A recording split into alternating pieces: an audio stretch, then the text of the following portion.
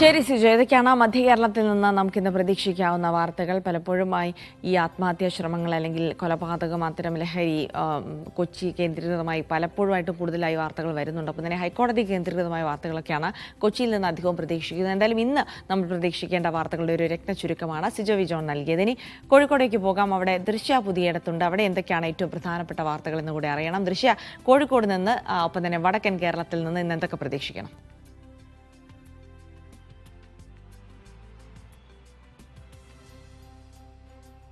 ജിൽസി, കോഴിക്കോട് കഴിഞ്ഞ 5 ദിവസമായി പ്രധാനമായിട്ട് വരുന്ന വാർത്ത കോവൂരിൽ നിന്നാണ്. കോവൂരിലെ രാത്രികാല കച്ചവടവുമായി ബന്ധപ്പെട്ട് ഈ നാട്ടുകാരും ഈ കച്ചവടക്കാരും തമ്മിലുള്ള തർക്കം തന്നെയാണ്. ഈ ഒരു 4-5 ദിവസമായി അവിടെയുള്ള സംഘർഷങ്ങളും കാര്യങ്ങളും ഒക്കെ കൂടിക്കൂടി വരികയാണ്. കഴിഞ്ഞ ദിവസം ഡിവൈഎഫ്ഐയുടെ നേതൃത്വത്തിൽ ഒരു പ്രതിഷേധം നടന്നിരുന്നു. ഇതിന് മുൻപ് ഈ ഒരു നാട്ടുകാരുടെയും ഡിവൈഎഫ്ഐയുടെ നേതൃത്വത്തിൽ ഒരു മാർച്ച് നടത്തി ഈ കടകൾ പൂട്ടിക്കാനായി രാത്രി 10:30-ക്ക് ശേഷം കടകൾ തുറക്കരുത് എന്ന് ആവശ്യപ്പെട്ടുകൊണ്ട് ഈ നാട്ടുകാരും ഡിവൈഎഫ്ഐ പ്രവർത്തകരും അടക്കം കടകളിൽ കയറി ഈ ഒരു കടകൾ പൂട്ടിക്കാൻ ശ്രമിച്ചിരുന്നു. അതിനിടയിൽ ഡിവൈഎഫ്ഐ പ്രവർത്തകന് പരിക്കേറ്റിരുന്നു.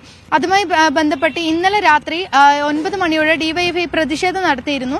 അതിൽ ഇന്നലെ ആ ഒരു പ്രദേശത്ത് രാത്രികാലങ്ങളിൽ നടത്തിവരുന്ന കടകളൊക്കെ അടിച്ചു തകർക്കുകയും മറ്റും ചെയ്തിട്ടുണ്ട്. ഇതിൽ ഇന്നലെ ആ കച്ചവടക്കാർക്കടക്കം പരിക്കേറ്റിട്ടുണ്ട്. പോലീസും ഡിവൈഎഫ്ഐ പ്രവർത്തകരുമായും വാക്കുതർക്കം ഉണ്ടായിട്ടുണ്ട്, ഉന്തും തള്ളും ഉണ്ടായിട്ടുണ്ട്. അങ്ങനെ ഒരു 4-5 ദിവസത്തോളമായി ഈ ഒരു ഇരിങ്ങാടൻ പള്ളി കേന്ദ്രീകരിച്ച് ഇരിങ്ങാടൻ പള്ളി റോഡിലെ രാത്രികാല കടകൾ കേന്ദ്രീകരിച്ച് ലഹരി മാഫിയ പ്രവർത്തിക്കുന്നു എന്നാരോപിച്ചാണ് നാട്ടുകാരും ഡിവൈഎഫ്ഐ പ്രവർത്തകരും അടക്കം ഈ ഒരു പ്രതിഷേധത്തിനൊക്കെ ഇറങ്ങുന്നത്. അപ്പോൾ അതുമായി ബന്ധപ്പെട്ട് ഇന്നൊരു സർവകക്ഷി യോഗം വിളിച്ചിട്ടുണ്ട്.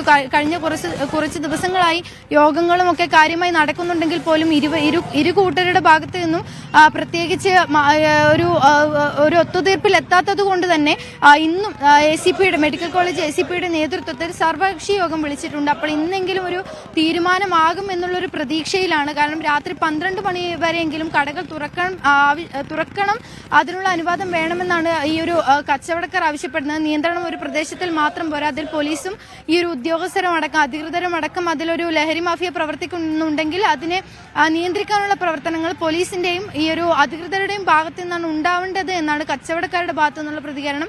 എന്നാൽ ഈ ഒരു കച്ചവടങ്ങൾ നടക്കുന്നത് കൊണ്ടാണ് രാത്രികാലങ്ങൾ ഏറെ വൈകിയും പുലർച്ചെ 3 മണി വരെയൊക്കെ മുന്നോട്ട് പോകുന്ന കച്ചവടങ്ങൾ ഇവിടെ നടക്കുന്നുണ്ട്. അതുകൊണ്ട് തന്നെ ഈ ഒരു വൈകി നടക്കുന്ന കച്ചവടമാണ് ഇങ്ങനെ ലഹരി മാഫിയകളെ കൂടുതൽ ഉണ്ടാക്കുന്നത് എന്നാണ് നാട്ടുകാരുടെ ഭാഗത്തുനിന്ന്. അവർക്ക് അതിനുള്ള വലിയൊരു ബുദ്ധിമുട്ടുകൾ നേരിടുന്നുണ്ട് ആ പ്രദേശത്ത്. അതുകൊണ്ട് തന്നെ 10:30-യോടെ തന്നെ ഈ ഒരു കടകൾ പൂട്ടണം എന്നുള്ള ഉറച്ച നിർദ്ദേശമാണ് നാട്ടുകാരുടെ ഭാഗത്തുനിന്ന് ഉണ്ടാവുന്നത്. എന്തായാലും ഇന്നൊരു സർവകക്ഷി യോഗം ACPയുടെ നേതൃത്വത്തിൽ വിളിച്ചു ചേർത്തിട്ടുണ്ട്. രാവിലെ 11 മണിക്കാണ് സർവകക്ഷി യോഗം നടക്കുക. അപ്പോൾ അതിനുശേഷം ഉണ്ടാവുന്ന തീരുമാനങ്ങളായിരിക്കും ഇനിയുള്ള ദിവസങ്ങളിൽ എന്താണ് ഇരിങ്ങാടൻപള്ളി ഭാഗത്ത് എന്തൊക്കെ നടക്കുമെന്നുള്ള കാര്യങ്ങളൊക്കെ ഇന്ന് സർവകക്ഷി യോഗത്തിന് ശേഷമുള്ള തീരുമാനങ്ങളിലായിരിക്കും നമുക്കറിയാൻ സാധിക്കും. ഇതുകൂടാതെ തന്നെ ഈ പ്രിയങ്ക ഗാന്ധി വയനാടും മലപ്പുറത്തൊക്കെയായി വിവിധ പരിപാടികളിൽ പങ്കെടുക്കുന്നുണ്ട്. ഭവനരഹിതർക്കുള്ള 29 വീടുകളുടെ താക്കോൽ ഇന്ന് വണ്ടൂരിൽ വെച്ച് കൈമാറുന്നുണ്ട്. വീടുകൾ നിർമ്മിച്ചത് രാഹുൽ ഗാന്ധിയുടെ കൈത്താങ് പദ്ധതിയിലൂടെയാണ്. വൈകുന്നേരം 3 മണിക്കാണ് ഈ പരിപാടികൾ നടക്കുക. ഇതുകൂടാതെ തന്നെ കേന്ദ്രമന്ത്രി ജോർജ് കുര്യൻ ഇന്ന് കോഴിക്കോടുണ്ട്. ഈ ഒരു റെയിൽവേ വികസനവുമായിട്ടുള്ള ചർച്ചകളുണ്ട്. ഉദ്യോഗസ്ഥരുമായിട്ടൊക്കെ ചർച്ചകൾ നടത്തുന്നുണ്ട്. കോഴിക്കോട് കേന്ദ്രീകരിച്ചുള്ള റെയിൽവേയുടെ വികസന പരിപാടികളുടെ ഭാവി കാര്യങ്ങളൊക്കെ ഈ ഒരു ചർച്ചയ്ക്ക് ശേഷമാവും തീരുമാനമാവുക. എന്തായാലും ഇത്തരത്തിൽ വിവിധ പരിപാടികൾ ഈ കോഴിക്കോട് അല്ലെങ്കിൽ വടക്കൻ മലബാർ കേന്ദ്രീകരിച്ച് ഇന്ന് നിരവധി പരിപാടികൾ നടക്കുന്നുണ്ട്. വരും വാർത്താ മണിക്കൂറുകൾ കൂടുതൽ വിവരങ്ങൾ നമുക്ക് പ്രേക്ഷകർക്ക് കൊടുക്കാനാവും. ജിൽസി.